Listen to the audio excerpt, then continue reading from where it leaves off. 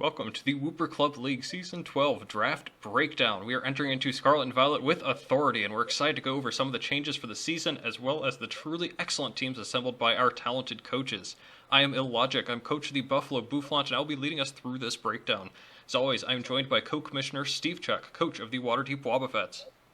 Hello, everybody. Steve's done a great job leading us through some much-needed discussions, which we'll get to in a bit, as well as with recruitment to make this the biggest WCL season to date. If that's the case, then what better way to complete our trio of commentary than with the back-to-back champion of seasons 10 and 11, Michael, aka FruitTaco, coach of the Route 1 Burbs. Hey, it's great to be back. That's right, it wasn't a fluke, it was two flukes. And Michael's looking for that third fluke in a row. And you already know I cannot let anyone else achieve that in our league. But it's obviously a very different landscape now that we're in a new generation. I'll start with you on this, Michael. The mons we have access to have changed dramatically. Without DLC, we're missing a lot of mons. Without home, the mons we do have are missing quite a few staple moves. And there's talk that this gen's power creep may be the most significant to date. Despite all that, we're also keeping the new mechanic of terrestrialization, something we voted on just before Smogon also decided to keep it in. Okay, that was a lot. Take us through some of your thoughts on the upheaval Gen 9 brought to the Draft League meta. Yeah, I mean, on top of just, new toy syndrome and wanting to play with all of the new Gen 9 mons, like you mentioned, a lot of the old Pokemon that are in need to get heavily reevaluated. Things like Toxic, things like Heal Bell and Aromatherapy, Knockoff, all of those things getting heavily restricted in distribution or basically unavailable really makes things that used to be staple picks just completely ineffective at what they used to do.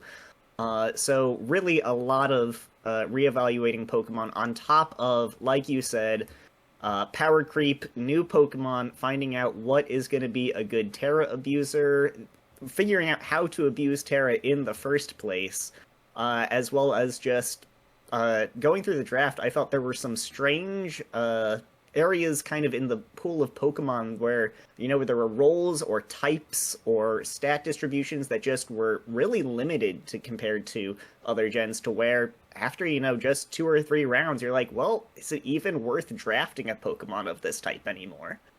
I definitely know what you mean. There are going to be some interesting stacked up weaknesses and stats and such that we haven't seen before. Steve, there's a lot to go through here too, but if you could please take us through this all kind of in the context of some of the decisions we had to make, from allowing terrestrialization at all to some of the more significant bans of Pokemon moves, etc. So yes, as you mentioned, initially we did decide to allow terrestrialization in general. There's no Terra Captors or anything like that. Any Pokemon can terrestrialize with, of course, a couple of sections. We did limit it on specific mons that we felt would be too powerful with it, including Chien-Pao, Iron Valiant, Garchomp, Roaring Moon, Chi-Yu, Dragonite, Palafin, and Magikarp, of course. With all of those abusers kind of removed, we're hoping that some of the other mons can use it to shine. Additionally, we decided to restrict some of the new moves and some items that make some moves very good. Last Respects is not being allowed, Shed Tail's not being allowed, and then King's Rock and Leppa Berry as well are being removed. In addition to those lists, there are, of course, just straight-up bans, Pokemon that we felt are too powerful to allow in the draft. Of course, the box art legendaries, Koraidon and Miraidon, and to join them, Fluttermane, Dragapult, Iron Bundle, and, of course, Combee. And of course, too, there is a human aspect to this. I alluded to it earlier, but this is the biggest draft league we've had to date. As I will now move on to this next slide here, we have 18 teams in our main league and 14 in the beginners league, an astonishing 32 coaches, as a huge step up in participation.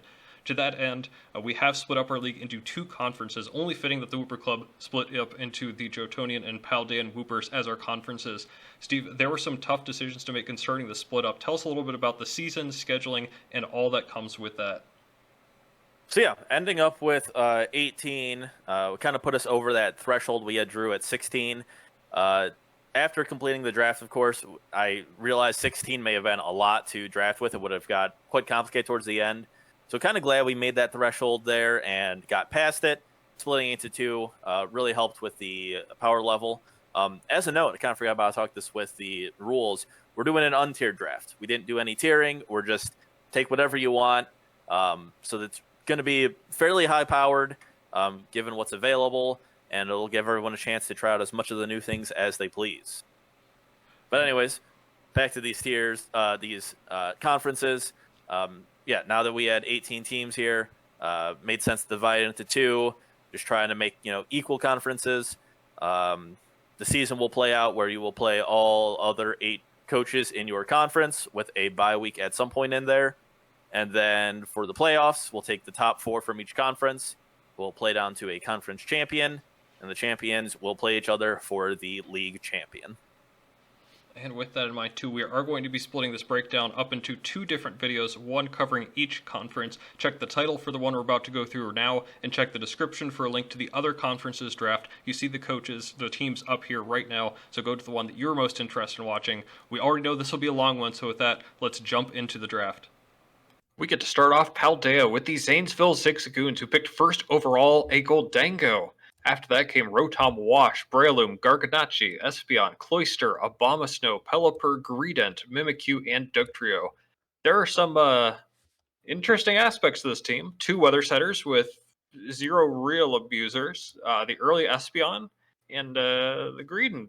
There are some decisions in here, but there are many positives too, actually. The top 4 actually go together quite well. The rest of them support Goldango quite well, resisting all of its weaknesses in various quantities aside from the mediocre speeds. Speaking of, Steve, tell us about the team's typings and weaknesses. So, taking a look at this team, the team has weaknesses to Dark, Fire, Grass, and Steel, those all being the worst in this conference, as well as Electric, Flying, Ghost, Rock, and Poison, where they're not really weak to it, but they do have the worst in-league matchup against it. What they're typing, they have scored the best in the conference matchups against Fairy and Water. Isolating and looking specifically at their top 6 mons, the mons we expect to be brought the most, it's just a bunch of those same weaknesses showing up: Dark, Ghost, Grass, Fire, Flying. Kind of a smaller list, but a lot of resists in there as well, so should be notable. One thing regarding the typing is they only have 1 Fairy resist in Golden Go. Otherwise, a single weakness from Breloom and neutralities. So a strong Fairy type attacker could pose this team an issue if Golden Go gets worn down and has to keep switching out or faints. Looking at the base stats, with some of these unusual picks, there are some not so great news, but there is a bright spot, and that is the defense. They are top 3 in terms of defense, with monsters such as Cloyster up there at 180, Garganacl, and Rotom Wash. A lot of defensive mons really helping out. However, the other stats don't look nearly as good. They are bottom 3 in terms of speed, with 4 mons under 70.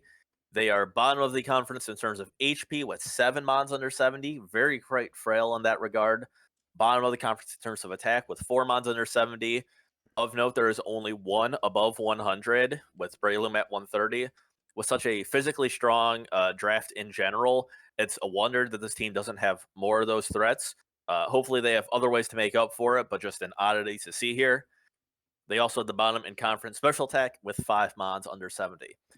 Taking a look at their speed tiers, they go from Greedent at 20 at the bottom end up to Dugtrio at 120. Looking throughout it for gaps of 15 or higher between mons, there's a gap between Abomasnow at 60 down to Garganacl at 35, and then another gap from Garganacl down to Greedent at 20. These are gaps under 60, which I'm not as concerned about. You're not too worried about speed creeping in there, but there are some gaps that teams with slower Pokemon could choose to try and exploit. One other thing with regards to the speed tiers is they're really lacking speed in their first picks. Espeon is their 5th overall pick, as mentioned, with 110. Otherwise, they are under 90 base speed until pick 10. Really helping at the end there with Mimikyu and Dugtrio to help bring that up. But it's very questionable in terms of the speed. It'll be interesting to see how that plays out for them. They definitely have the defense to weather some of the monstrous physical hits, but I'm not sure if they have the HP to last or the speed to strike back. Michael, what kind of move pools do these Pokemon have to help them out with this? Yeah, unfortunately, their move pools also look a little awkward like the rest of this team. Starting off, though, their priority options are solid, though. They've got Ice Shard coming from Abomasnow and Cloyster. good mock punches coming from Breloom, Shadow Sneaks from Mimikyu, and Sucker Punches from Dugtrio potentially. So that's something to help supplement some of those awkward speeds. For their hazards, they've got rocks coming from the Dugtrio and the Garganacl, most importantly. And of course, Cloyster does get spikes and toxic spikes, but I'm not sure we'd see it run it all that often. Then we get to their removal, and they have no removal options. They have Magic Bounce Espeon to try and keep hazards off their side, which is something, but with this team with a bunch of rock weaknesses, having no removal options whatsoever is a little suspect. Their pivot options only include U-turn on Pelipper, so that's not helping them. For screens, they've got dual screen options coming from Goldango and Espeon, who certainly could try to run a faster or bulky screen somewhere. And of course, Aurora Veil coming from Abomasnow could be a big help trying to keep their team alive here. Wishes could be coming from the Espeon to try and keep some things alive, but doesn't have a huge HP stat, so I'm not sure we'd see it really. Pelipper does have knockoff, but it's the only knockoff user here. Mimikyu is their only taunt user. But then we get into the status options, and they at least are doing a bit better here. Mimikyu, Goldango, and Espeon all get Thunder Wave. Mimikyu gets Will-O-Wisp. Leech Seed, Toxic, and Spore can all come from Breloom, and of course Abomasnow also has Leech Seed, which could help with that bulk a little bit. Looking then to see if they can set up and try and threaten things, Abomasnow does get Sword Stance to throw off some very powerful wood hammers potentially. Breloom gets Sword Stance and Bulk Up. Cloyster, of course, gets Shell Smash. Espeon can run Calm Mind and even Stored Power if it wants. Garganacl has, of course, Iron Defense, Curse, and Body Press as options. Goldango can run Nasty Plot to be very scary with its signature Make It Rain. Greedent could run Swords Dance, I guess. Honestly, I don't know what Greedent does. I only see it in Unite and not in Draft League. And then we get to Mimikyu, who of course can run Swords Dance or Bulk Up with its Disguise, giving it that free turn of setup. Nate, are you seeing any way that this team could use Terra to really pull out some big stops? There are a couple of interesting options. Goldango is a great Terramon. It would love a power up to the stabs, but it may not want to go away from that typing. As was mentioned before, this is the only fairy resist, so maybe stick with Steel to make the very powerful Make It Rain happen.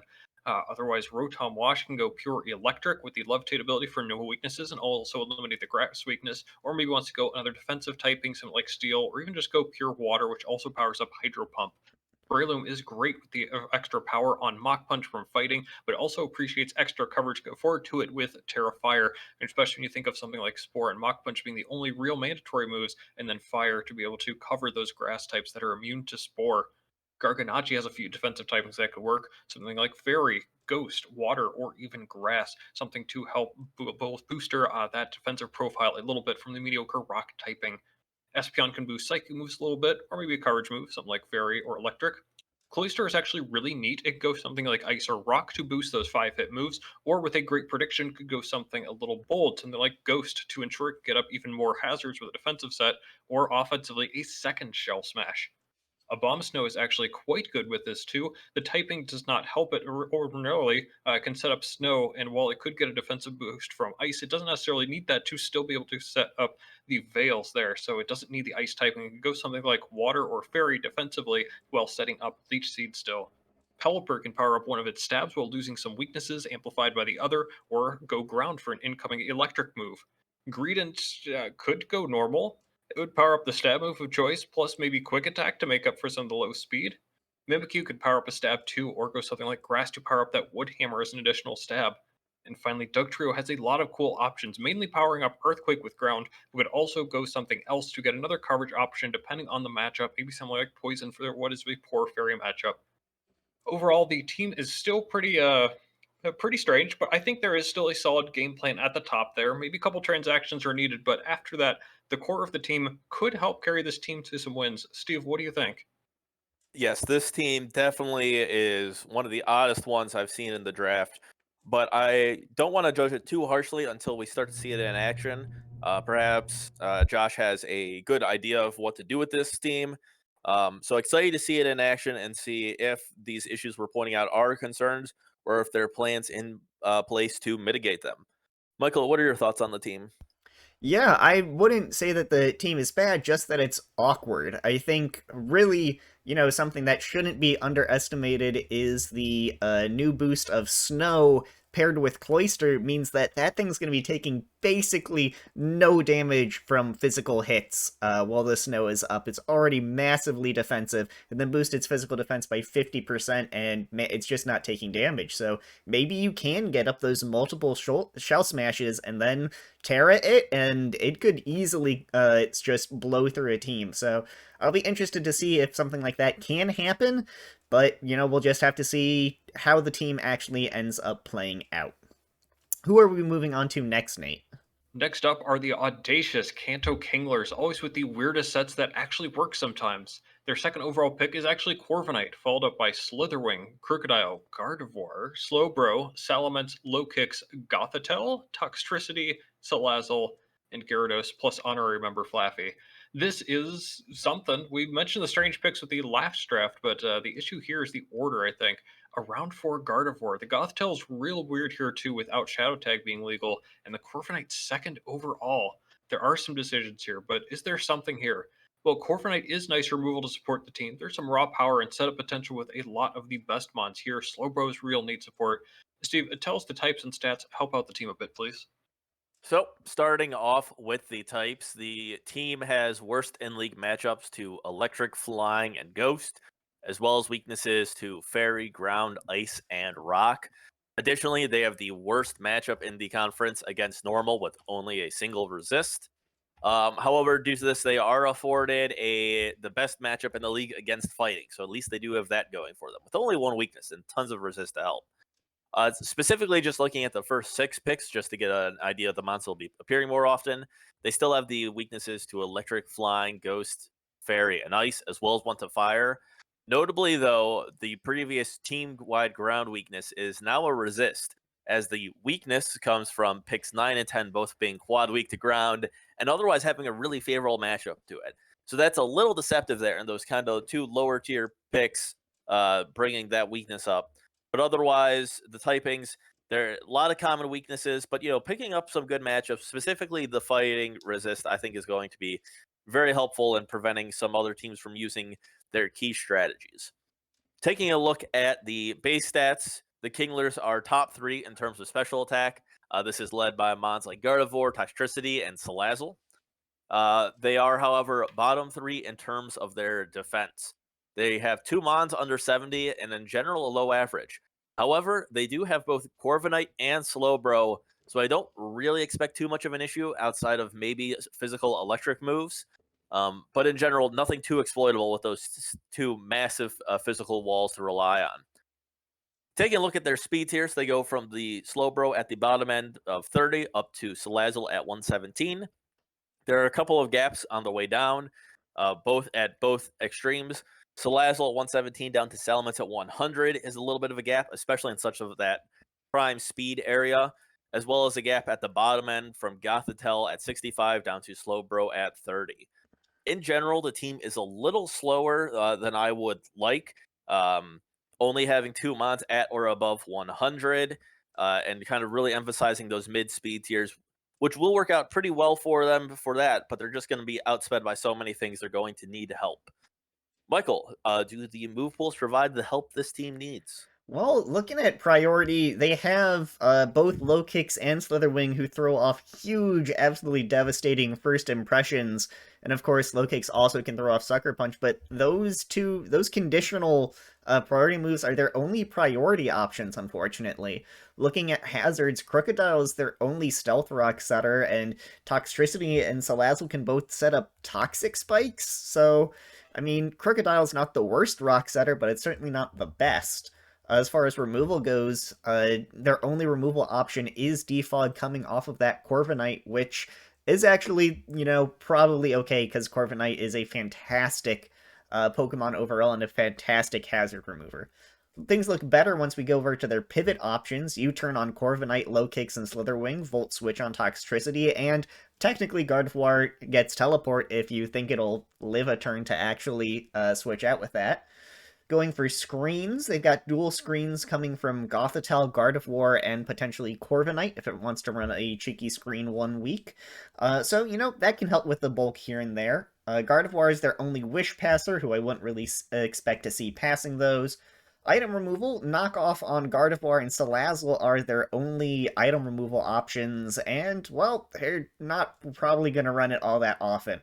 Then we get to Taunt, and they have Salamence, Slowbro, and Slitherwing. Wait, sorry, those are the 3 Pokemon that don't learn Taunt on the team. The other 8 Pokemon learn Taunt, so...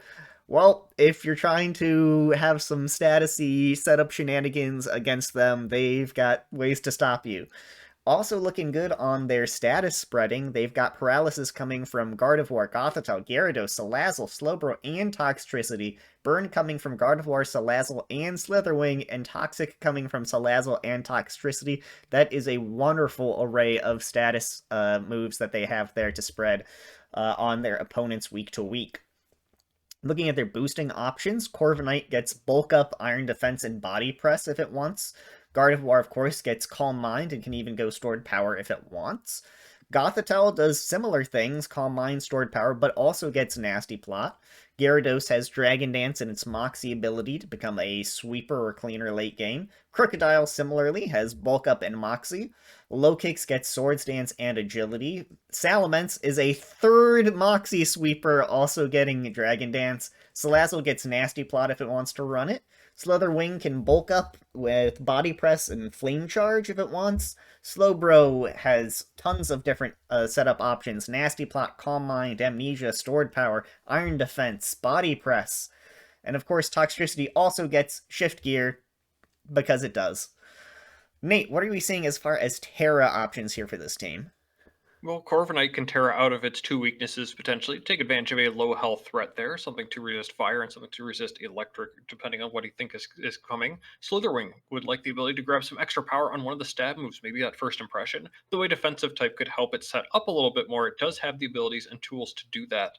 Crocodile, I guess, should go ground for more power on Earthquake, but maybe a coverage option too to be able to make that a little bit more threatening. Slowbro can shed its more redundant psychic typing on the team to go full defensive, even powering up water moves if it wants, or go something just full defensive like Steel or Fairy. Salamence could be another Steel type for the team, or Flying could work to power up the mediocre Flying stab that it has. Lokix could buff up those priority moves to unreal levels with Terra, while Gothitelle doesn't really do much, but with those defensive stats, I suppose it could go with a defensive typing. Toxtricity can buff one of its stabs, go normal to boost Boom Burst even further, or go flying to soar above obvious ground moves. Salazzle kind of does the same thing there, and also goes with Gardevoir and wanting to power up those stab moves to insane levels as well. Though Salazzle also has the benefit of going with a defensive profile for its very interesting sub-toxic sets. Finally, Gyarados can boost stab, including flying, to give it an actual reliable stab, or go ground to resist an easy electric move that's incoming, while boosting Earthquake. So this team overall, I think it could use a little bit of work. I think there's a lot of sameness in here, maybe some pieces that don't quite fit together, but it's also tough to say the monster available would be enough to get this team off the ground. Then again, Steve, we do know that Michael is super creative with sets, so is there hope? I would definitely say there's hope. You mentioned his creativity, and after hearing especially about some of the move pool options on this mod, this team definitely has a win condition. Outstatusing and some of the Moxie sweepers. There's ways for the team to win. It'll just be about finding those ways, building towards it, and in some cases, outlasting the initial onslaught that this team is probably not favored in to get to that late game where their team really can shine.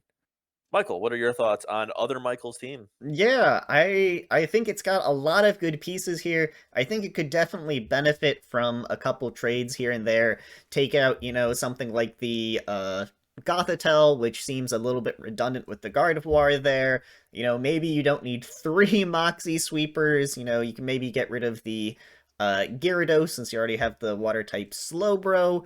I don't know, but it's certainly got plenty of good pieces here. I think it's just finding the best way to actually put them all together in a match. So, excited to see where this team goes throughout the season. Looking forward, who is up next, Nate? Next up is Quiet Majesty, looking to avenge their Beginner League's finals match with a splash in the main league. Chi-Yu, third overall, will lead the way for them, followed by Meowscarada, Garchomp, Toxapex, Sylveon, Pawmot, Espathra, Lycanroc, Dusk, Sea Titan, Scyther, and Magneton. Wow, is there some power on this team? Chi was a special attacker with Meowscarada and Garchomp on the physical side. Actually looks kind of crazy, and then add in some defensive pieces with Garchomp physically, Sylveon specially, and Toxapex from either side. Looks pretty good overall, but is there really enough here overall? Type-wise and stats-wise, we'll throw it over to Steve to find out. Off with the typing for Majesty, the team has the worst in conference matchup against ground, as well as additional weaknesses to bug, fairy, fighting, ice, and rock. And they also do not have the best in conference matchup against any particular type. If you just isolate that to looking at their first 6 picks, they still have most of the same weaknesses, with the notable exception of rock, and add in weaknesses to flying, poison, and the at least neutral matchup against normal, which is pretty bad for a matchup against normal. Outside of that, typings look pretty standard. Lots of weaknesses, lots of resists, leaning on the weakness side, but whose team doesn't? Taking a look at the base stats, they do have the top in-conference speed, 10 above the average. This is really helped out by the fact that they have 7 Mons at or over 100, being led by Meowscarada at the top, as well as Lycanroc Dusk. They do, however, have the bottom 3 in terms of special attack, with 7 Mons under 70. They also have Chi-Yu, so I don't think that's really an issue. They are also the bottom of the conference in terms of defense, with 4 Mons under 70, and really only have Toxapex and I guess Garchomp as physically defensive answers to threats. Taking a look at their speed tiers, at the bottom side, they have Toxapex at 35, going up to 123 with Meowscarada. Along the way, there are a couple of gaps. Chi-Yu's 100 down to Titan 73 is a big gap. A very noticeable gap, too. Just everything in that speed area being able to get those extra investments in bulk. Additionally, at the low end, Sylveon at 60 down to Toxapex at 35. This one's not too much of a concern, but it is there. The team speeds, really, the issue is just they have so many Mons in that higher speed bracket that there's not much diversity. If you're outspeeding Lycanroc, you're outspeeding, 6 of their Mons are all within 10 points there. A fan, really clumped, really easy to just invest to get there, and you've met such a key threshold. Outside of that, that's really in terms of the base stats. Michael, what are your thoughts on the move pools? Well, you might try and counteract some of that speed with something like a Choice Scarf, but they got some priority options here to have some cheeky revenge kills there. Ice Shard from Titan, Accelerock and Sucker Punch from Lycanroc, Sucker Punch from Meowscarada, Mach Punch from Pawmot, and of course Sylveon can run Pixelate Quick Attack if it wants to. So a lot of great priority options there. Looking at their hazards, they've got 2 Rockers, 2 Spikers, and 2 Toxic Spikers, so solid options for hazards there. However, their only removal option is Defog on Scyther, which is not great. Scyther, of course, is awkward because you kind of want that Eviolite. You kind of need those boots, though, so who knows. Going to their pivot options, though, doing better here. U-turn from Meowscarada, Scyther, and Espathra. Volt Switch from Pawmot and Magneton gives them plenty of switching options. They also have some solid screens options with dual screen options on Sylveon, Magneton, Espathra, and Chi-Yu, although really I'd expect them only on the Sylveon and the Magneton, possibly.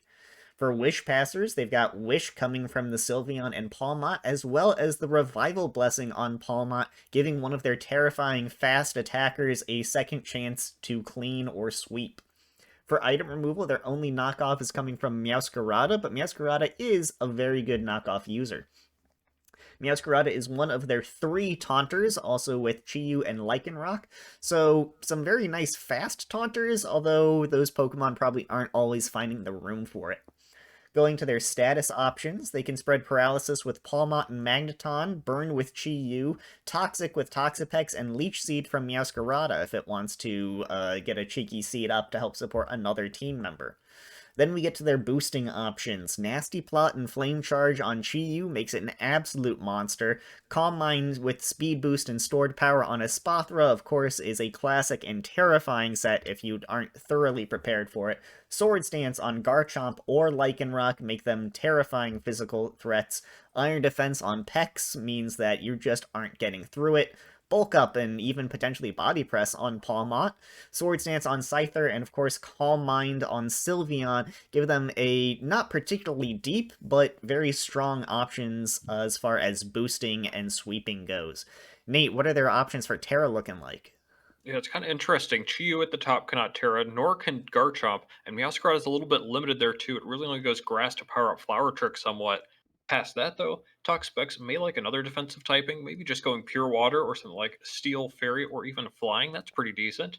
Sylveon can go Fairy for a little bit more power, or Fire for another look defensively while boosting up Mystical Fire in its move pool. Palmot is real neat, can boost up Mach Punch with fighting, or more likely, probably going to go electric to consistently use its move Double Shock, which would otherwise make it lose that electric typing. Espathra wants as much coverage as possible aside from Psychic, so boosting up Dazzling Gleam with Fairy is a pretty natural fit there. Lycanroc can get more power on Accelerock, but could also benefit from a Tough Claws boosted Stab at close combat with fighting. Titan can get more power on its Stab, of course, or boost up a coverage move like Earthquake, Play Rough, or Heavy Slam. Scyther is either boosting a stab move or going into defensive typing for a surprising profile that may let it either SD or, as we had mentioned, maybe defog a little bit more safely. And finally, Magneton can boost up its electric stab or go something like Fairy defensively, especially because it already has a positive steel matchup.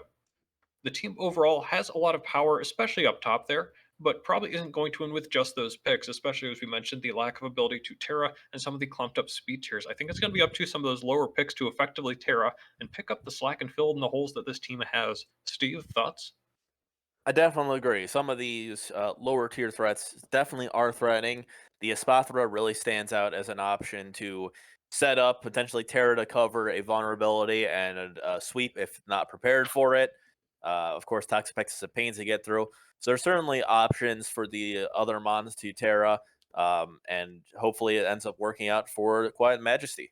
Michael, what are your thoughts on the team? Yeah, I think this team is actually quite scary with all of its fantastic offensive threats. It's definitely got a few awkward pieces here. I'm looking at the Titan, the Scyther, and maybe the Magneton that they could potentially shore up with some trades later on in the season. But this is a perfectly reasonable team to start with. It's got a lot of offensive pressure with some decent defensive pieces, and, I think they could do pretty well with it. What are we looking at next, Nate? And now we have the two-time champion Newport Noctowls looking for another title for their belt.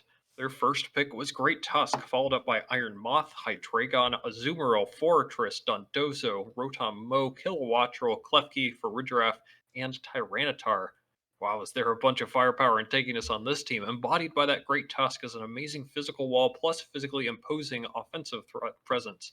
Dondozo, Fortress, and Klefki can support the team tankily as well, while Iron Moth, Hydreigon, and Azu rip others apart.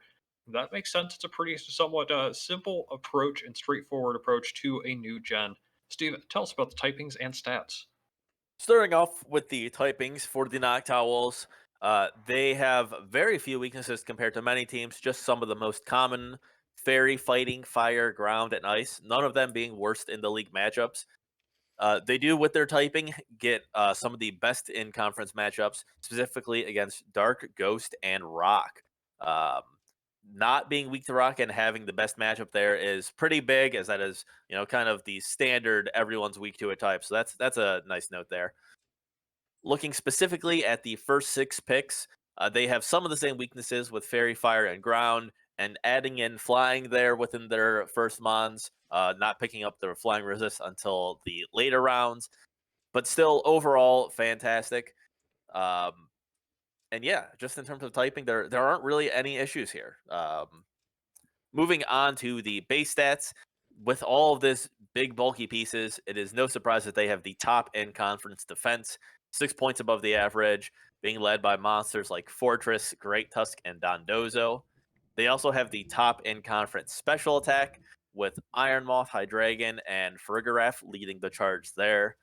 They're also top 3 in terms of their HP, with Dondozo, Fergaraf, and Great Tusk all helping out a ton there. They do have the other stats they are a little worse off in. They are bottom 3 in terms of their attack, with 2 Mons under 70. And I haven't noted here that it's a crime that this team is rated so low on attack. They just have some monstrous ones, as well as huge power on Azumarill that just really don't show up in analyses like this.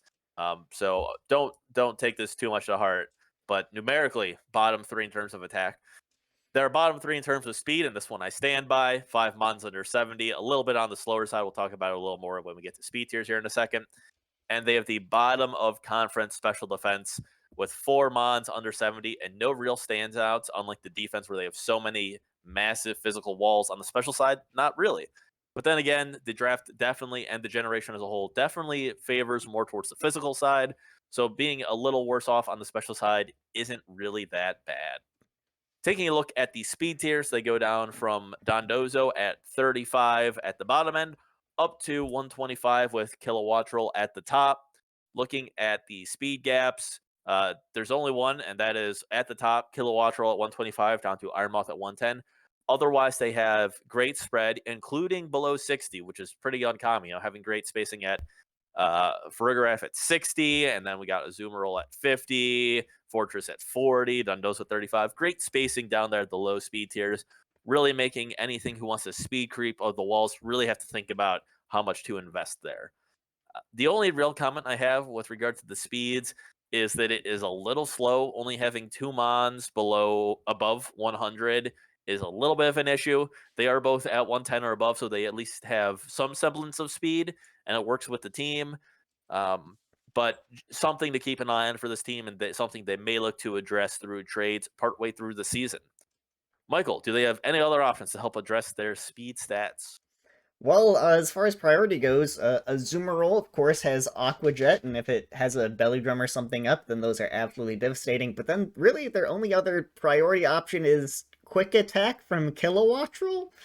Not a whole lot of priority options. However, for hazards, they've got 4 Rockers, 2 Spikers, and 2 Toxic Spikers, so great options for setting hazards there. Then for removal, they have Rapid Spin on both Fortress and Great Tusk, both of them fantastic rapid spinners, so they really don't need to be worried about hazards. For pivot options, they've got U-Turn from Hydreigon, Ironmoth, and Kilowattrel, and then Volt Switch from Kilowattrel as well as the Fortress. For screens, you could see dual screen options on Farigiraf, Fortress, and Klefki. Of course, Klefki getting those prankster screens up is a classic. For wish options, Farigiraf does get wish, so maybe they could find some way to leverage that. Item removal, knockoff is only on Great Tusk, but Great Tusk is such a great user of it. Going on to taunt options, Great Tusk, Hydreigon, and Tyranitar are all solid taunt options. Status, they've got Thunderwave on Farigiraf, Fortress, Hydreigon, Kilowattrel, and Klefki, and Tyranitar, so tons of ways to spread paralysis, but that is the only status that they are capable of spreading.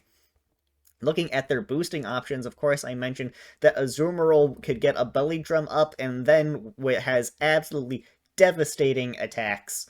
Dondozo can run Curse and even Body Press if it wants to. Farigiraf gets Nasty Plot, Calm Mind, Amnesia, Agility, and Stored Power, combined with Cudchew on a stat boost berry, potentially? I don't know, that sounds complicated, but very funny and potentially very strong. Iron Defense and Body Press, of course, are options on Fortress. Bulk Up and Body Press as options on Great Tusk. Hydreigon, of course, loves to set up a Nasty Plot and go to town with Draco Meteor. Iron Moth gets Agility, Flame Charge, and Fiery Dance if it wants to try to set up. Klefki, someone show me an offensive Klefki. It gets Calm Mind, Iron Defense, and Stored Power. I don't know, it sounds funny. Someone do it. And then, of course, we get to T-Tar, who is a much more classic setup option with Dragon Dance, Curse, Iron Defense, and Body Press all in its arsenal. Nate, what are we looking at as far as Terra goes for this team? Yeah, Great Tusk has a couple different ways it can go. It wants to boost either of its incredibly powerful stabs, which you can get 120 base of, but it could also go more defensively. Something like Steel or Water would be very interesting. Remember, it has a very similar defensive profile to Buzzwole, which was a defensive behemoth in the previous gen. Iron Moth can tear a few different ways, including fairy or flying defensively, or something like fire to boost up those fire moves even further, or grass offensively as well to give a stab move to another one of its cool coverage options. We've also got the Hydreigon, which wants to take advantage of Levitate. It can have a cool mix of typings here: fire, steel, electric, poison. It can all shed a weakness to with that Levitate ability. Not to mention something like fire, or fairy, or ice rather, for more coverage options, which would be really neat for it. Azumarill can get somehow even more powerful with the Terra into a stab. Probably going to be the Aqua Jet. You know how strong that priority option could be. Fortress or Dondozo could go something more defensively, water to resist fire, or maybe even ghost for hazards for Fortress, and something like steel, fairy, or even grass or dragon for Dondozo, depending on that particular matchup. Rotom Mo could go pure electric with Levitate, or even grass for some Leaf Storm power, or something else defensive like the steel or fairy options. Kilowattrel can power up its stab moves even further. Klefki could shake up types a little bit, though it is also already excellent. For Redraft could get power on some of those coverage options or a defensive typing to help it set up a little bit. But I think T-Tar also stands out at the bottom of the draft with the ability to do something like flying to shed several weaknesses its type gives it. The team overall is pretty solid, if not a little bit straightforward looking, but I think those few optimizations that could take it to the next level are what Jimmy does best. Steve? Yes, this is definitely a scary team. Really hate seeing Tyranitar going in the 11th round to such a strong coach. Definitely something I'm worried about here. I think this team is going to do great. I do believe Jimmy will be able to bring out all sorts of great sets using these mons, and excited to see how the team does this season. Michael, what are your thoughts? Yeah, I think that just the what stands out about this team is just how straightforward and well built it seems. It's got good special defensive options, physical defensive options, physical attackers, special attackers. It's got support. It just seems like it just goes together and just he has options for pretty much any situation. And just when you're that well put off the bat that you don't need to really be looking at, well, gonna need to set this up via this AGS. You just go with whatever looks best. There's a lot of room to get really tricky, really optimized, and really devastatingly strong with this team. So let's move on to the next team, Nate, who is... The Wooper Troopers. The middle pick in the draft snagged Chen Pao, then Annihilate, Glamora, Arcanine, Iron Jugulus, Bronzong, Arboliva, Hexorus, Paldeantoros Water, Tinkaton, and Iron Thorns. Wow, I do like this team. Chen Pao and Iron Jugulus hit from each side. Glamora and Annihilate have plenty of utility and threaten in very different ways that support each of the previous picks. Even Arcanine and Bronzong, among others, provide power in different ways, as well as defensive typings and pivots. Steve, do the typings and stats line up well too? Yeah, the typings are looking pretty good here. Taking a look first at the full team, the team has weaknesses, worse than conference weaknesses to fighting and ground, as well as additional weaknesses to fairy and water. However, they do have the best resist to fire, normal, and poison. Isolating that just like in their first six picks, it doesn't look quite as good, really relying on those late round picks. Still having the fighting ground and fairy weakness present within their top six, but also adding electric, steel, water, ghost, and rock. A notable thing here with their typing is their fighting matchup, which noted is the worst in the conference. They have a single resist, well, immunity in this case, and annihilate.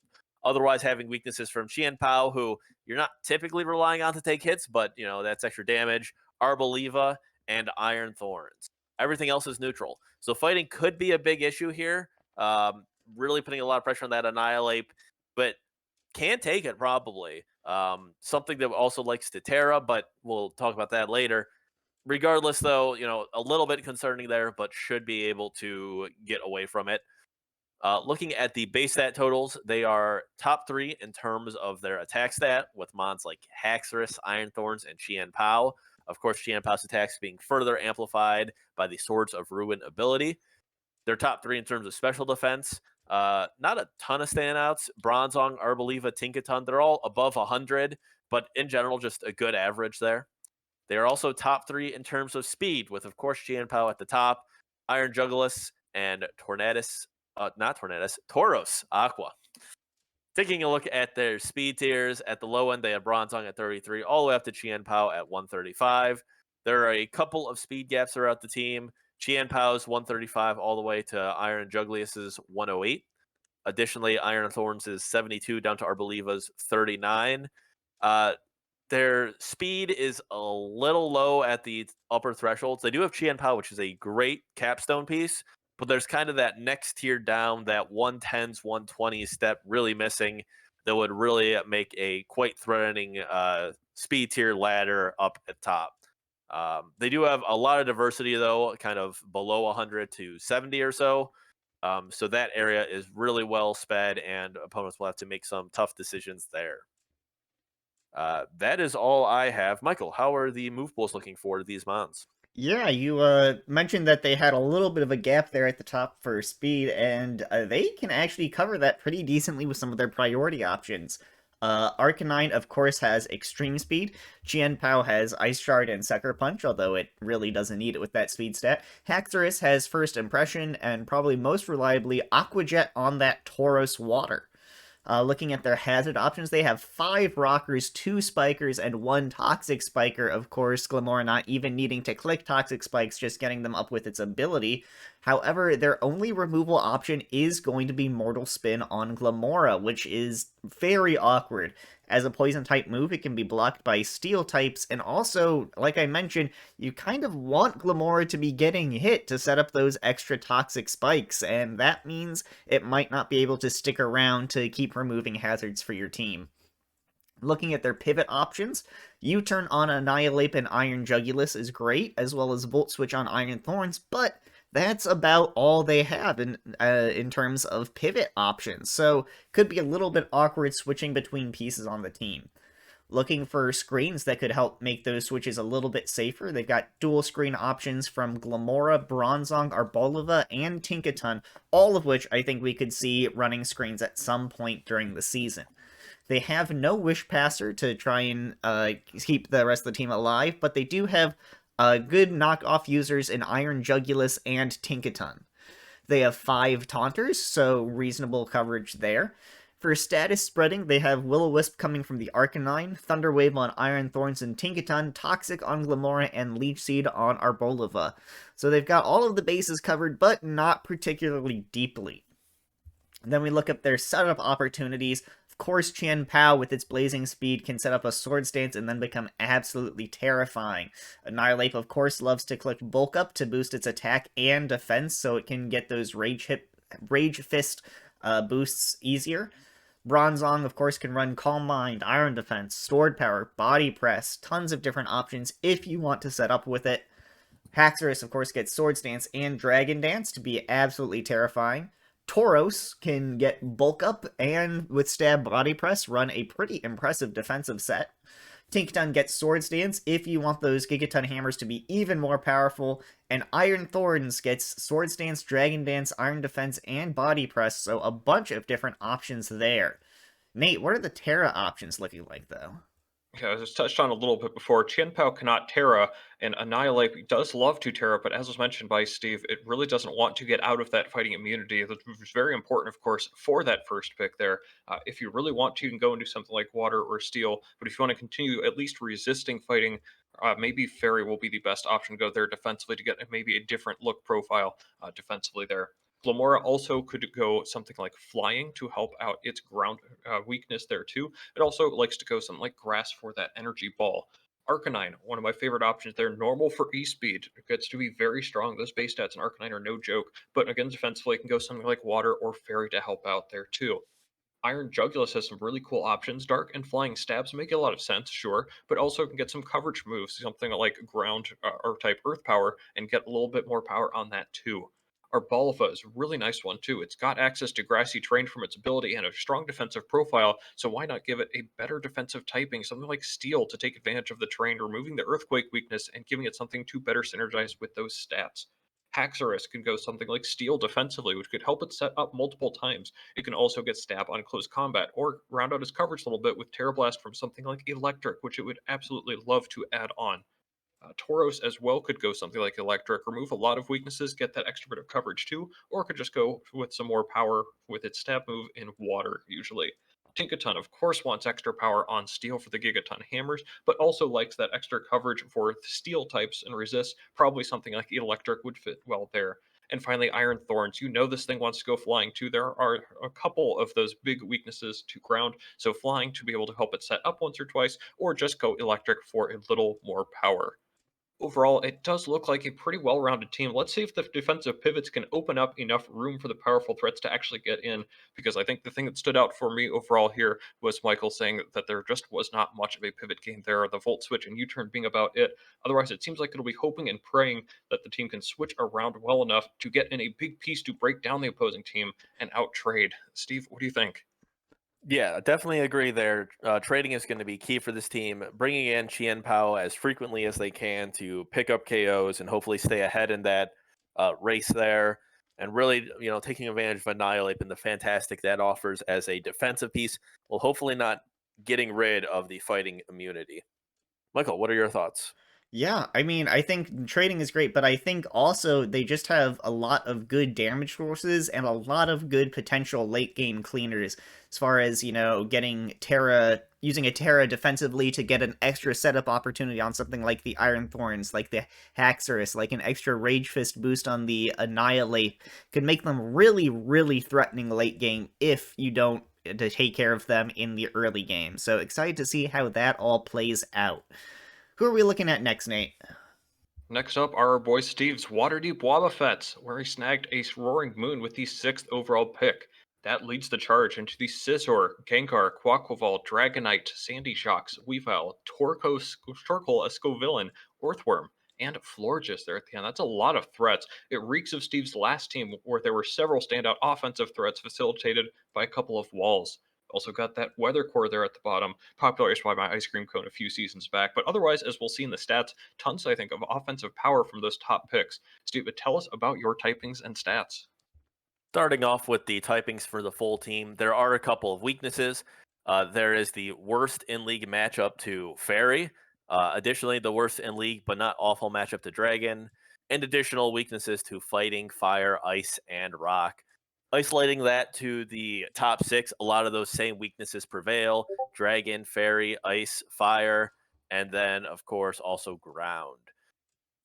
Taking a look at the base stat totals, my team does have the top in conference attack stat at 8 over the average.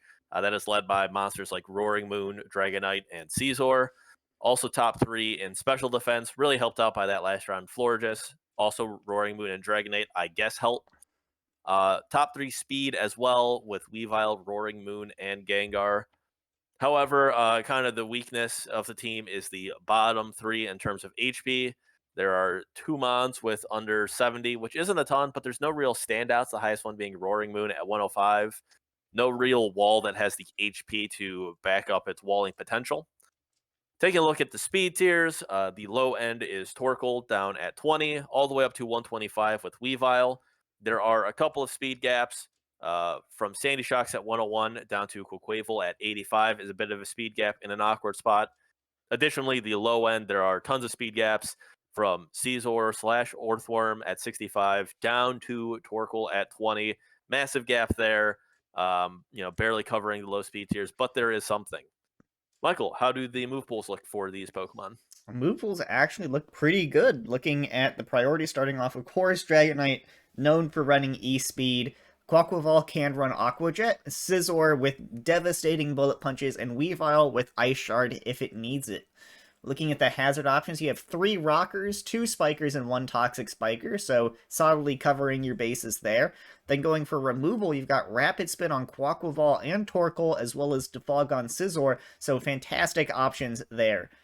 Even better, your pivot options, U-turn on Quaquaval, Roaring Moon, and Scizor, Volt Switch on Sandy Shocks, and of course Baton Pass on Florges if it wants to try to get a wish off. Looking at screens, dual screens options on Sandy Shocks and Light Screen on Florges, I think would be the most likely Pokemon to be bringing any screens this season. Florges, I already mentioned, can pass off huge wishes to the rest of the team. However, you don't have any item removal on this team, so that could be a little bit awkward. You do have 4 Taunters, all of which are nice and fast, so doing solidly there. And then for your status spreading, Thunder Wave on Dragonite, Gengar, and Sandy Shocks, Wisp from Gengar, Scovillain, and Torkoal, Toxic from Gengar, and Leech Seed from Scovillain gives you plenty of ways of spreading status around your opponent's teams. Then we get to your boosting options, and of course Dragonite loves to Dragon Dance up. But then you've got something bulky like Calm Mind Stored Powered Florges, Nasty Plot on Gengar, of course. Orthworm can run Iron Defense or Curse with Body Press. Quaquaval can run Sword Stance, Bulk Up, its signature Aqua Step, and, of course, having the Moxie ability to become an absolutely terrifying Snowball of a Mon. Roaring Moon can Dragon Dance up as well. Sword Stance and Iron Defense options on Scizor. Shell Smash, Iron Defense, and Body Press on Torkoal. Sword Stance on Weavile, and of course the cheeky Growth in the Sun on Scoville, impaired with its Chlorophyll ability, could be a surprisingly terrifying mon for a relatively low tier pick. Nate, what are we looking at as far as Terra goes? Yeah, we do note that those couple dragon types up at the top cannot Terra and stack up a couple weaknesses, but I think can be alleviated with some smart Terra play here. Scizor, of course, can go Steel for that extra power on Bullet Punch. Could even go Electric for some coverage, maybe even some like Fire to resist fire moves coming at it. The other cheeky option, Normal to boost up Quick Attack. You want a different look for that priority option? Maybe Normal could be the play there. Gengar, of course, could boost up its stabs, especially Ghost, or could boost up some of its coverage moves. Fairy with Dazzling Gleam is a big one, or just get that fighting coverage for the Ghost fighting that is so good. Quaquaval, of course, wants some stab, especially water. Could even go defensively into some like poison or to help it spin a little more easily. And maybe could even get some coverage like electric to boost through some of those water types that are going to be in its way. Sandy Shocks, of course, wants to boost its stab moves, can get ice for some excellent coverage, or even go something like Ghost to block off some rapid spins there, since it can get up a couple different hazard types there too. Weavile wants some Ice Stab, wants some Dark Stab, but could also get some coverage moves, boost up some of its coverage options already with Steel and Poison potentially, or some interesting ones. Torkoal can get a better defensive profile. Instead of being weak to rocks, maybe go into water or grass to take in some of those moves you know are coming. Scoville probably just going to be boosting up its fire moves, but that's all right. Orthworm can go Fairy or Ghost, once again a defensive profile there, and potential spin blocking with Ghost.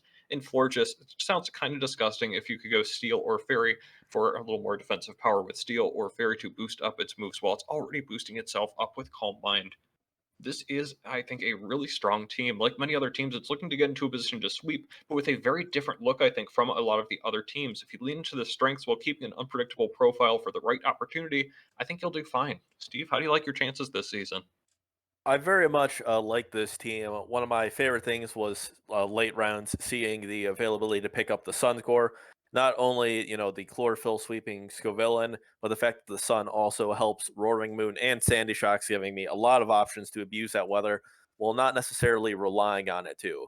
Really looking forward to the season. Hope it goes well. Michael, what are your thoughts? Yeah, I think of all the teams in both conferences, this is probably the one I'm most jealous of. It just looks so fun. I know everyone was talking prior to the draft about, well, maybe if I get, one or two Paradox Mons, I pick up, the terrain or weather to go with them. And you actually did it, and it just looks so fun being able to boost Roaring Moon and Sandy Shocks. The Scovillain, I think, could be very fun. Surprisingly, I look at Dragonite and it looks relatively boring compared to the rest of your team, and that is saying something. So, really looking forward to seeing what you do with this team. Who is up next, though, Nate? Next up, we've got Joey's Akron Aggrons, who picked up the back-to-back Excalibur and Slowking combo, followed by Screentail, Cinderace, Wochen, Clodsire, Zoroark, Donphan, Electros, Bisharp, and Skeledirge in the last round. The more I look at this team, the more I like it. Very solid defensive profile all the way around, without feeling too much like Stall, and with a couple tricksy ways to break through with sheer power or versatility. Steve, how versatile are the types, and do the stats reflect that first impression? So, taking a look at the stats for the full team, the team has the worst in league matchup against Bug, as well as additional weaknesses to Fairy, Fighting, Ghost, Ground, and Rock. They do have the best in conference matchup against Electric and Psychic to go for their typing, though. Isolating that to just look at the first 6 picks, they have a lot of the same weaknesses with Bug, Ghost, Fairy, Ground, and Rock sticking around. Additionally, adding in Poison, Steel, Flying, and Ice. So lots of weaknesses here. Not a lot of the common ones, but also some unusual ones. Especially within the first 6, the weaknesses to Poison and Steel stand out, as those are typically not great offensive types. So if someone's looking to make great use of those, the week against the Agrons could be the week for that. Looking at the base stats, they have the top in conference special defense, 4 above the average, led by Wochien, Screamtail, and Slowking. all three of them having massive special defenses and walling potential. They also have the top in conference HP, led by Clodsire, Screamtail, and Baxcalibur. Tons of options there. They do have the bottom in conference special attack with 5 Mons under 70 and kind of limited options in terms of special offense. The best one being Zoroark, who can be is going to be offensive, but doesn't have absolute power. Really likes something like a nasty plot to boost that up further. And outside of that, not a ton of great options. They do have boosting options, just not initial offensive powers. They also are bottom of conference in terms of their speed, with again 5 Mons under 70. Taking a look at their speed tiers, they go from Clodsire at the bottom with 20, all the way up to 119 with Cinderace. Along the way, they do have a lot of speed breaks, though. Zoroark's 105 down to Baxcalibur's 87 is a little bit of a jump, missing all of the 90s, which could come to bite them. And then from Baxcalibur down to Wo-Chien and Bisharp, both at 70. Again, another gap there.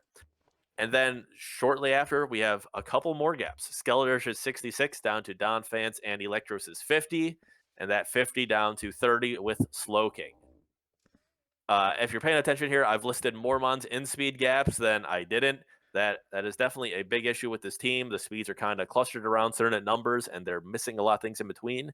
They are all lower speeds, though, 105 and below. So perhaps, the faster threats, have to invest accordingly, and otherwise they're okay. But there are, a couple of issues there, and a lot of these speeds do happen to be in that lower range, which really may hurt the team's chances of going first, and they might have to rely on that bulk, which they definitely do have. Michael, what kind of move pools do these Pokemon have? Yeah, so to go with those speeds, they do have nice ice shards coming off of Baxcalibur and also Donphan as far as priority, and then Sucker Punch from the Bisharp, the Cinderace, and the Zoroark are all solid priority options if Sucker Punch isn't the most reliable one. As far as hazards go, they have 4 Rockers, 1 Spiker, and 1 Toxic Spiker, which is pretty nice.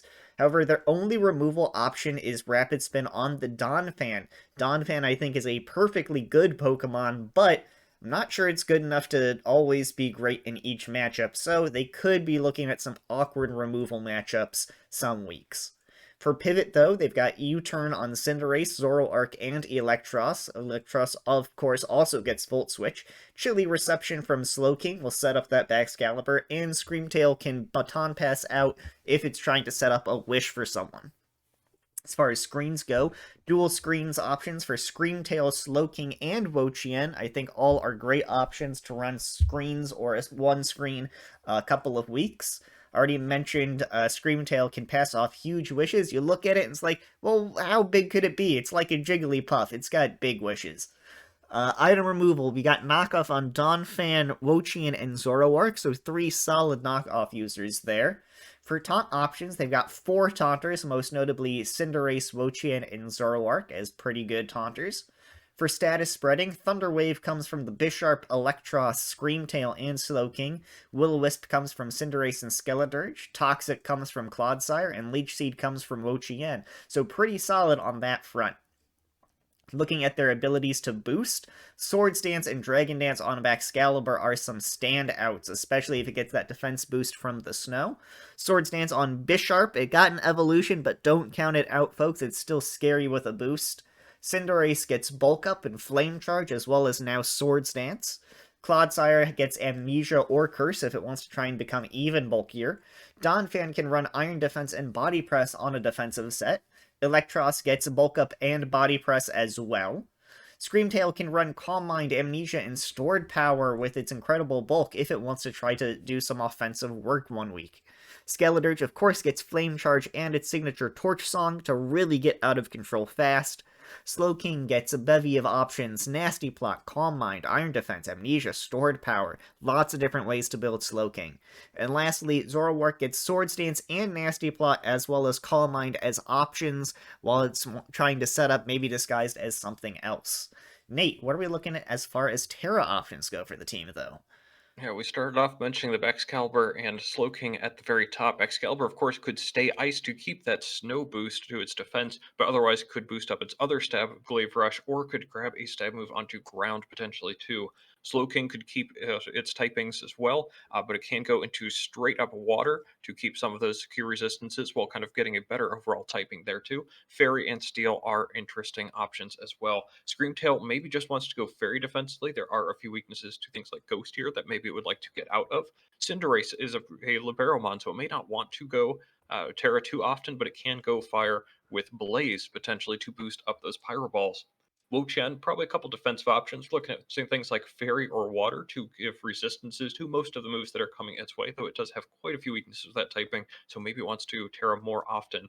Clodsire, a lot of cool options. Got Water potentially, Dark even, Fairy, or Fire to get out of some of those types that may be coming its way to be able to wall up effectively or get that last hit onto something. Zoroark, he probably wants to just go Dark to boost up the stab move, but it has a lot of different coverage options like Fighting or Fire, and could, in a pinch too, potentially go something like Steel or Ghost for some more immunities while it is trying to set up a little bit. Dawnfan maybe wants to go ground, maybe some like Water, Steel, or Fairy to make it more reliable at spinning and or setting up hazards. Electro is probably just a little more power on electric, but has so many different options. Imagine getting stab on flying, fighting, dragon, fire, grass, dark, or even rock for some extra coverage. Bisharp probably just wants a stab, but like its brother King Gambit, wants to go flying or ghost as well to avoid some of those more obvious moves that are incoming. And Skeldritch, of course, maybe the steal of the draft here at the end, can go something like Fairy or Water defensively to set up as a real unaware wall along with Clodsire. As for the team overall, real solid. Hopefully, the pieces are sturdy enough and the offense is strong enough and the options are plentiful enough. But I see a direction for the team, and I think it's something to be excited for. Steve, thoughts? I do not like these top three picks as a opponent of them.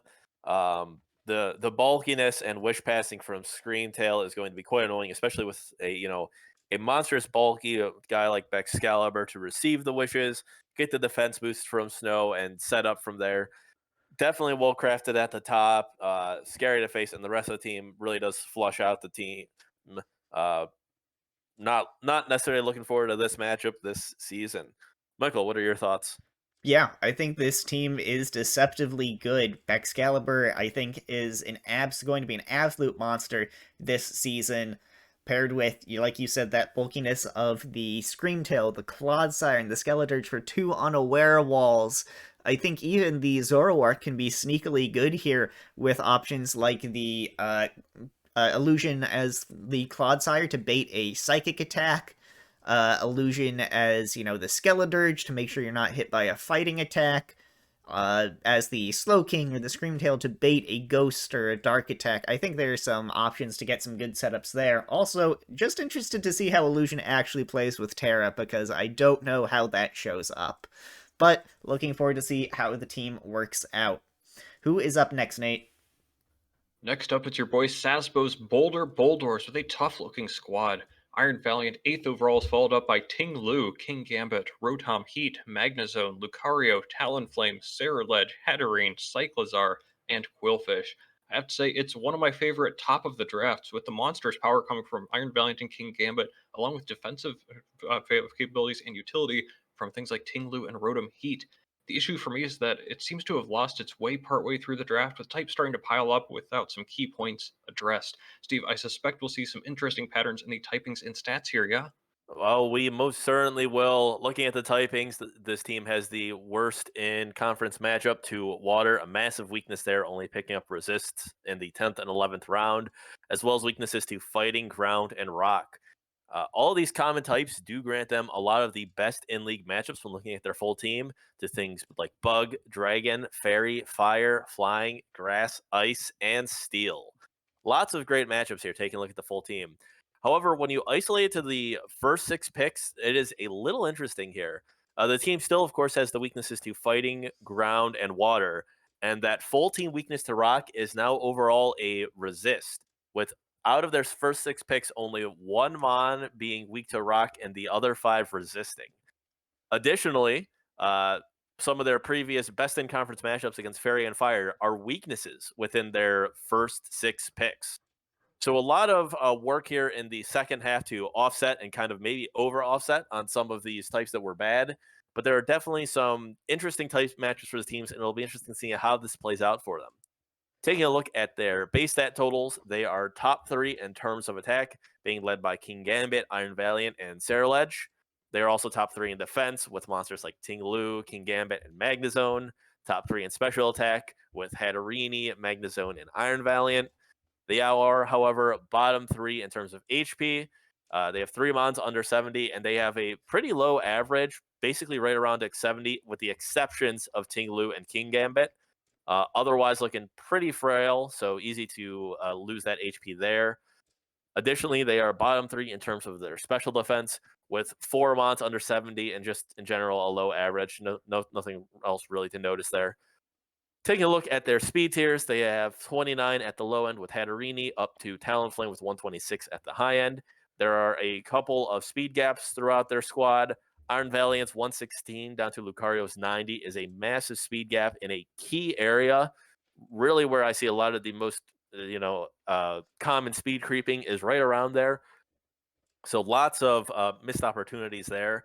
There's also a speed gap from Saraledge and Quillfish's 85 down to Magnezone 60, and from Ting Lu's 45 down to Hatterine's 29. I'm not too worried about that last one, but the other speed gaps are a bit concerning, again, showing a lot of speed clumping in their selection of mons.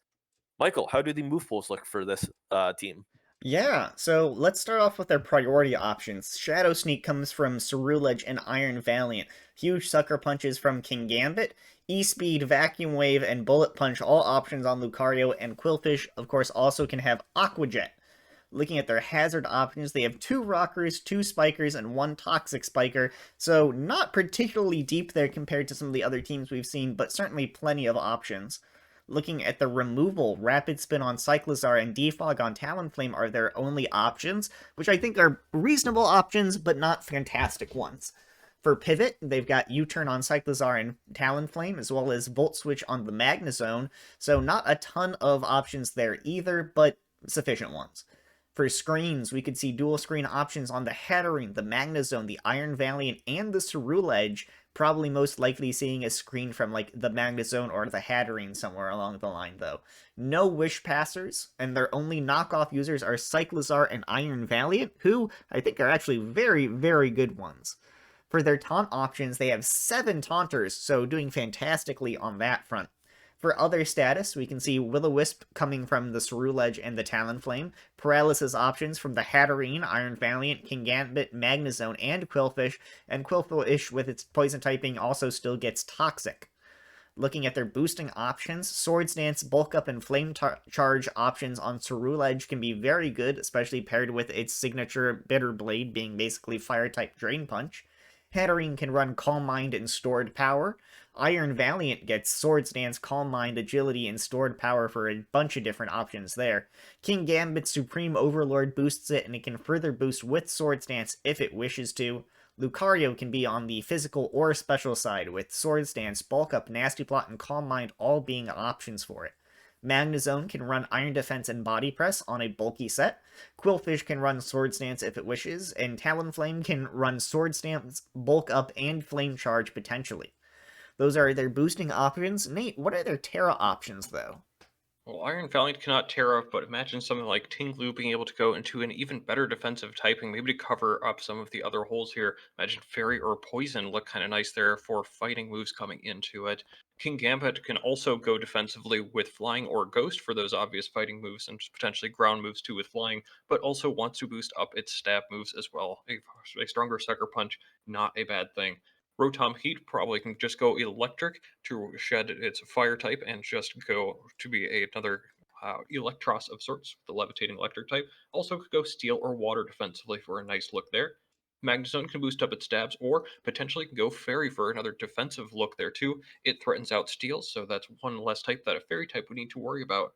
Lucario boost up stabs, but also, of course, there's the option for normal type extreme speed to boost that up to ridiculous levels, especially if it can get off that SD. Talonflame maybe go something like Ghost or Steel defensively, help out some of those utility sets a little bit.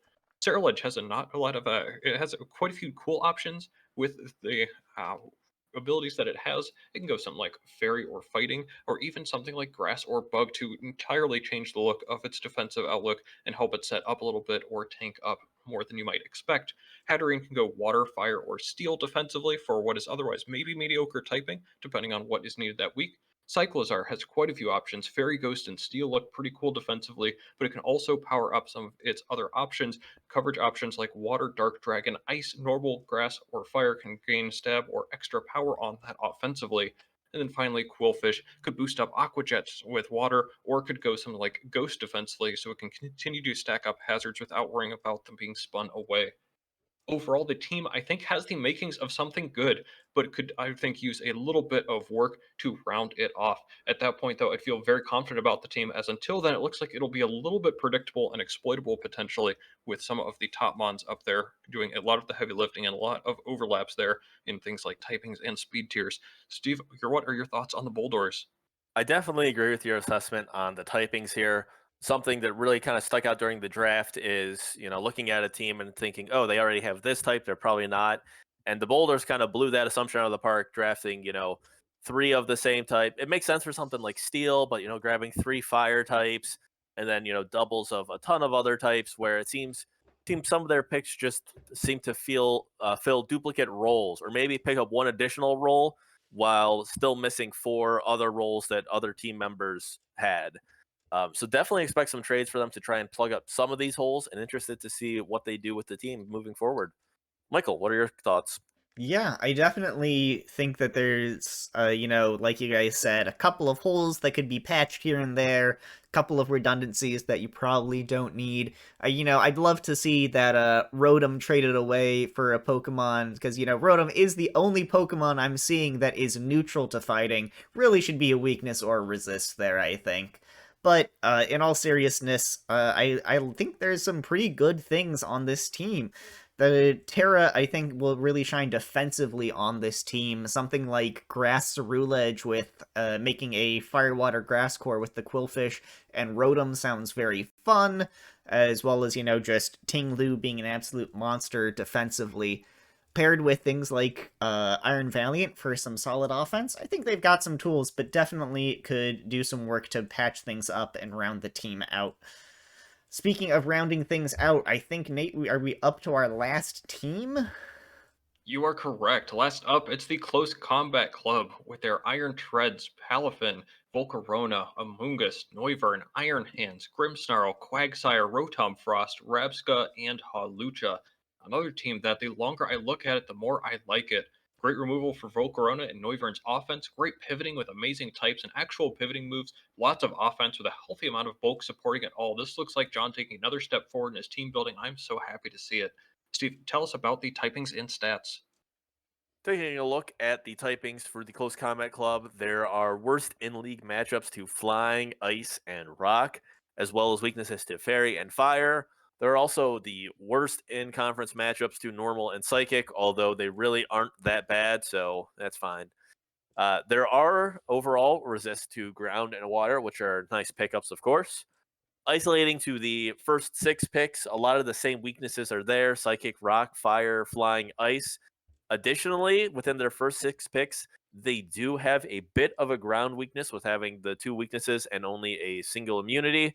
They definitely clean that up later, but it is worth noting their higher picks that is a lot better on. Additionally, one of the things the full team is weak to is Fairy, is now one of their best matchups within the top six, with three of their first four picks having resist, and then throughout the rest of the draft adding a lot more weaknesses to make it a overall bad matchup, but pretty good for the high tier threats.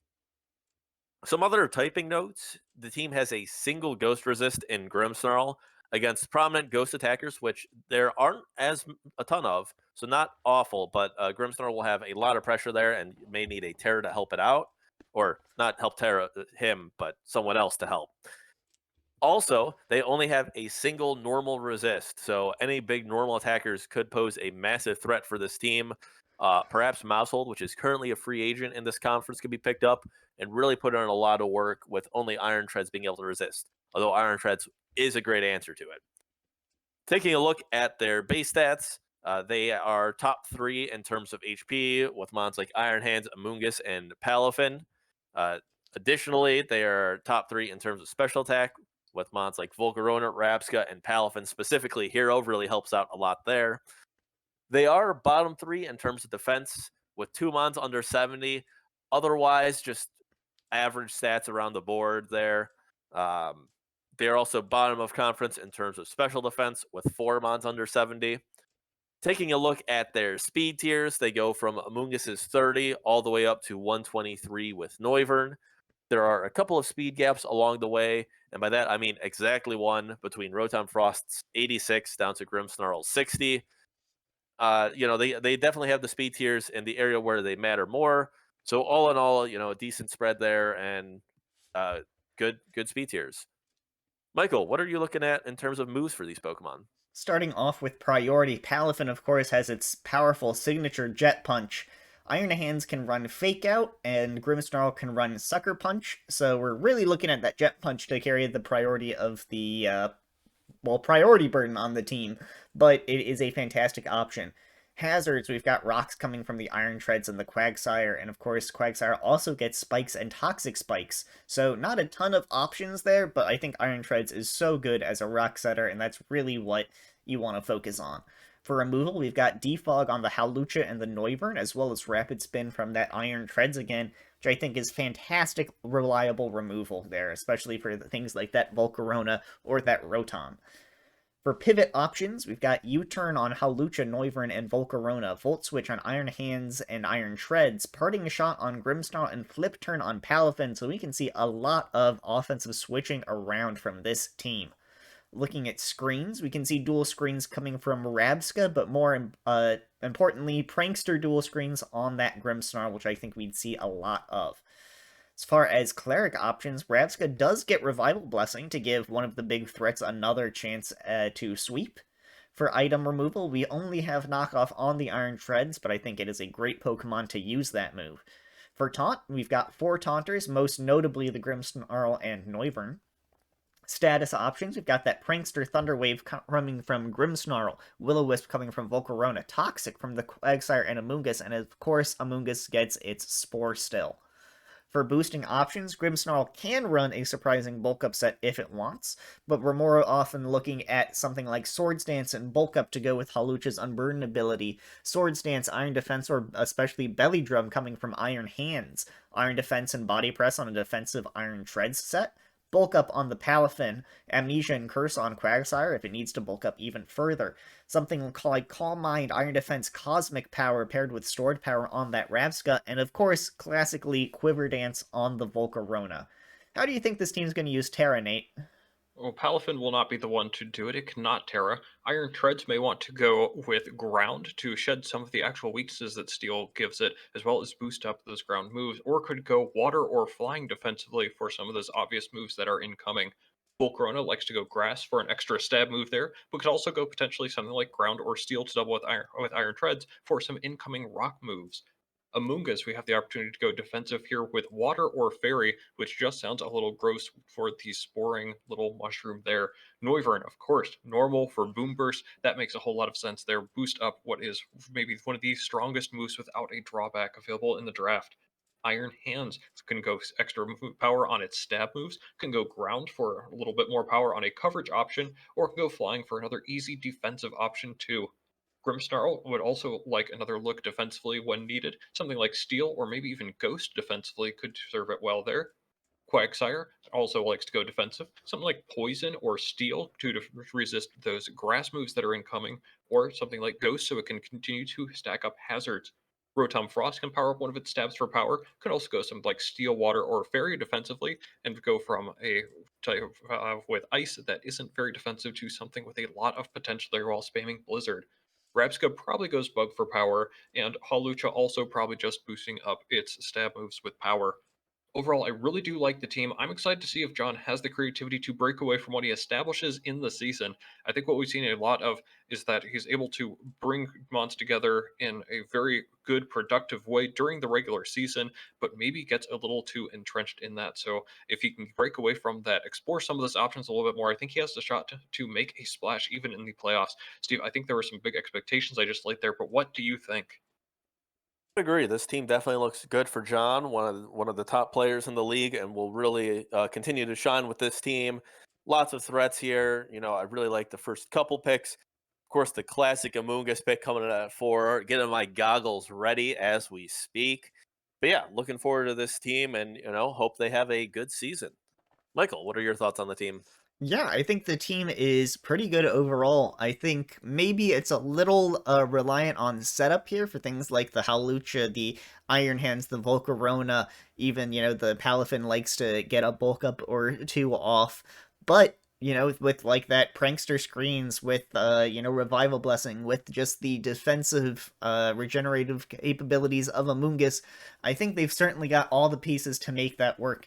I'm looking forward to see how that works out, but I think that's just about all I've got to say on them. Yeah, and I'm excited to see how the season is going to shape up too. That's going to do it for our Paldea Conference breakdown. Go check out Johto's as well as you haven't already. Check us out next week. Ideally, we will have a power rankings video up post week 1. We do like to get power ranking videos up every week. Don't have anything post draft, but after the first week of matches are played, we will keep you up to date on that. So please continue to come back to the channel. Thank you to my co-hosts for helping me out here too with getting everything together here for the draft. And we look forward to seeing you here in the future. See ya.